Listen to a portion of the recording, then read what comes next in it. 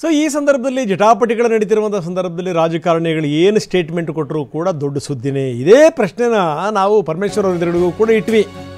ಅವ್ರು ಹೇಳಿದ್ರೆ ಇದರಲ್ಲಿ ಏನು ತಪ್ಪಿದೆ? DCM DK ಶಿವಕುಮಾರ್ ಮಾತನಾಡಿದ್ರಲ್ಲಿ ಏನಾದರೂ ತಪ್ಪಿದೆಯಾ? ಪರಮೇಶ್ವರ್ ಅವರಾದರೂ ಏನು ಹೇಳ್ತಾರೆ? ಇದನ್ನೇ ಹೇಳಲಿಕ್ಕೆ ಸಾಧ್ಯ. ಇನ್ನು ವರಿಷ್ಠರ ಎಚ್ಚರಿಕೆ ಕೊಡುವಂತೆ ಆ ಹೇಳಿಕೆ ಇದೆಯಲ್ಲ, ಅದನ್ನು ನಾವು ಹೇಳೇ ಇಲ್ಲ. ಎಚ್ಚರಿಕೆ ಕೊಡುವಂಥ ಪ್ರಶ್ನೆ ಎಲ್ಲಿ ಬರುತ್ತೆ ಎಂದು ಕೂಡ ಪರಮೇಶ್ವರ್ ಕೇಳಿದ್ದಾರೆ.